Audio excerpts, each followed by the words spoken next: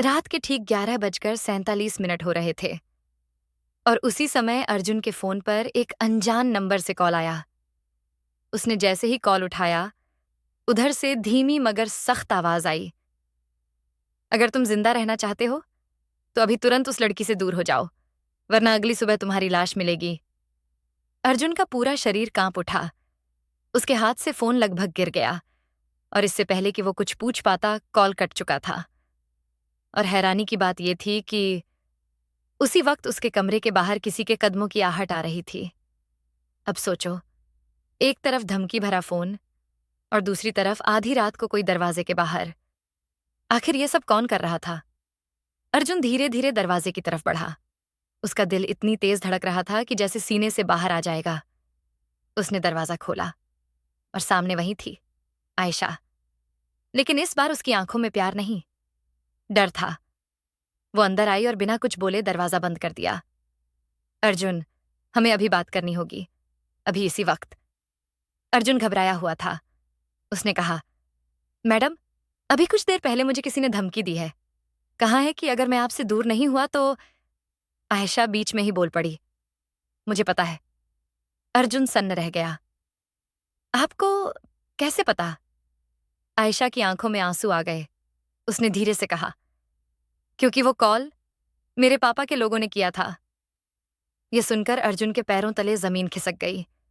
अब सोचिए, जिस इंसान को वो अपना मालिक समझता था, वही उसकी मौत की धमकी दे रहा था। लेकिन असली खेल अभी शुरू हुआ था। आयशा ने कांपती आवाज में कहा, पापा को हमारे बारे में शक हो गया है। उन्होंने मेरे फोन ट्रैक कराए, सीसीटीवी चेक कराया, और अब वो तुम्हें हटाना चाहते हैं।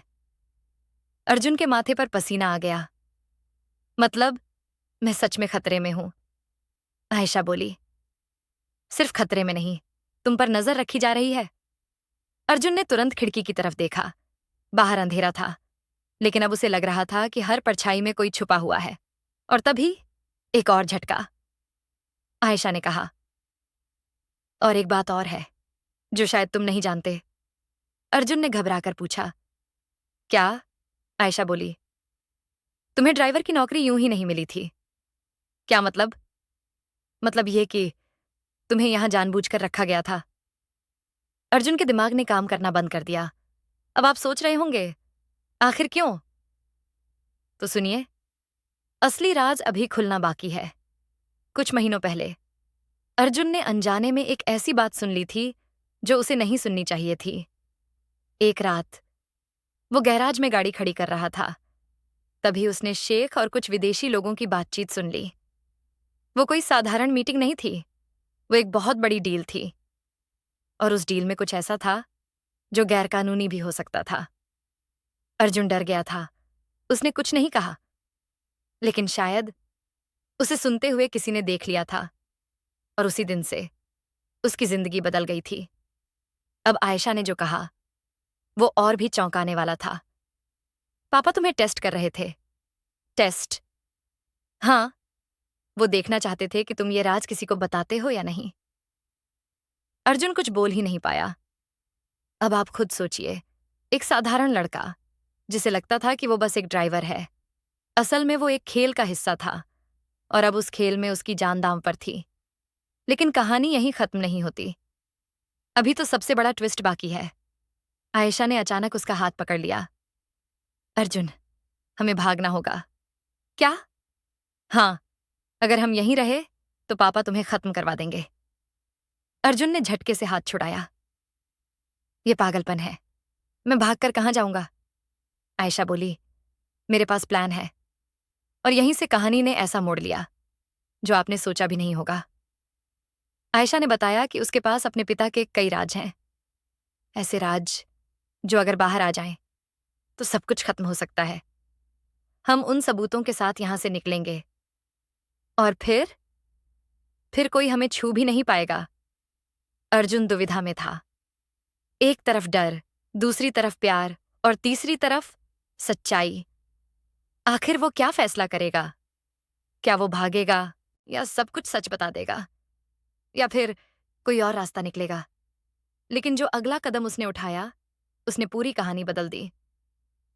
अगली सुबह अर्जुन सीधे शेख के सामने जाकर खड़ा हो गया। अब सोचिए, जिस इंसान से वो सबसे ज्यादा डर रहा था, उसी के सामने जाकर खड़ा हो गया। शेख ने उसकी आंखों में देखा और मुस्कुराए। आखिर तुम आ ही गए। ये सुनकर अर्जुन चौंक गया। आप जानते थे? शेख बोले। सब कुछ। और जो उन्होंने अगली बात कही, ये सब एक प्लान था। अब आप सोच रहे होंगे, क्या? हाँ, मैं अपनी बेटी के लिए एक सच्चा इंसान ढूंढ रहा था, जो डर के आगे भी सही रास्ता चुने। और तुम उस टेस्ट में पास हो गए।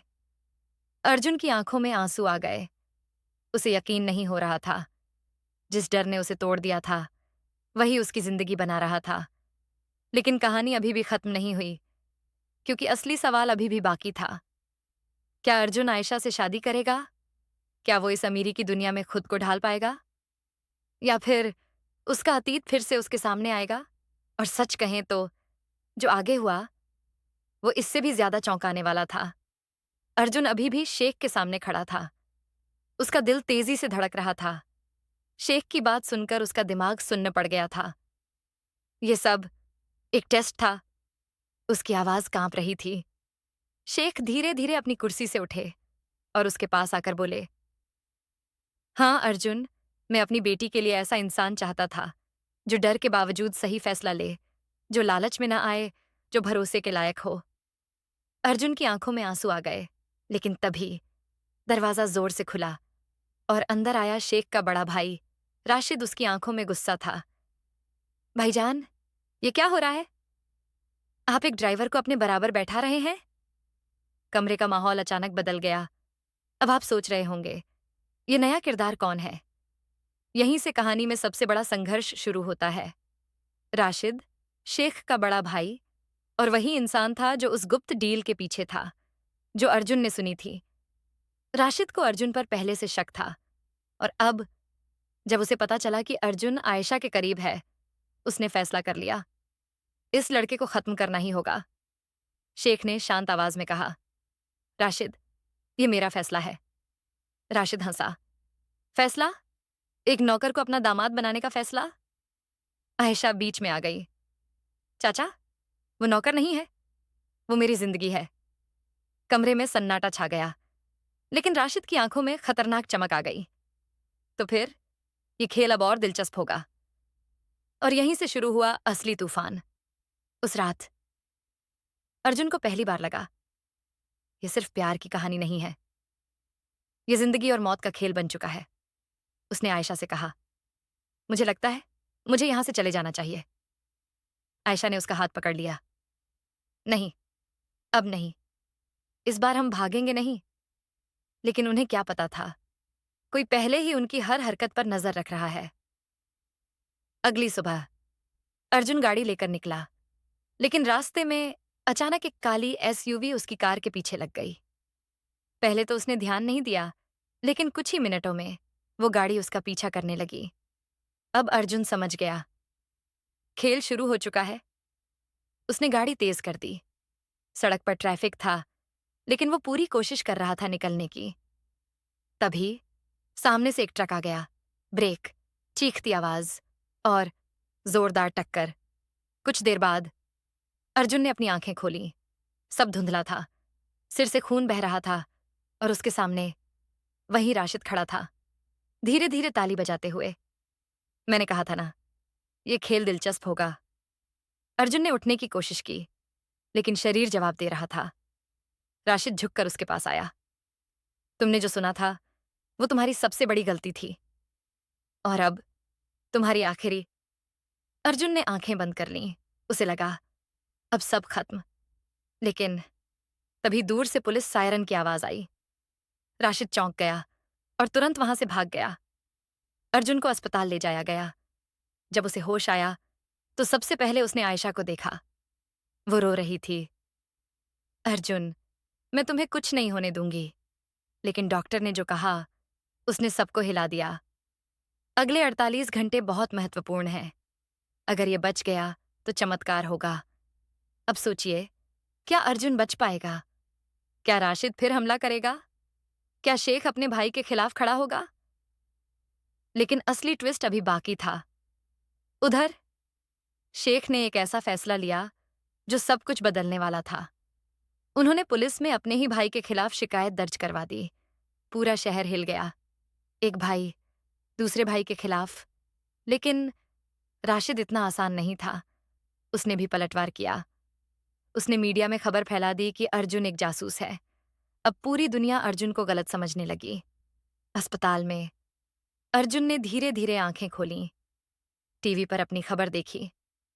ड्राइवर निकला जासूस। उसकी आंखों में आंसू आ गए। मैंने तो सिर्फ सच्चाई चुनी थी। आयशा ने उसका हाथ पकड़कर कहा, अब सच्चाई दुनिया को दिखानी होगी। और यहीं से कहानी अपने सबसे बड़े क्लाइमेक्स की ओर बढ़ती है। सच बनाम झूठ, प्यार बनाम साजिश, डर बनाम हिम्मत। आखिरकार कोर्ट में केस चला, सबूत पेश हुए और आखिरी पल में अर्जुन ने वो राज खोल दिया जो उसने महीनों पहले सुना था। पूरा सच, पूरा खेल। कोर्ट में सन्नाटा छा गया। जज ने फैसला सुनाया।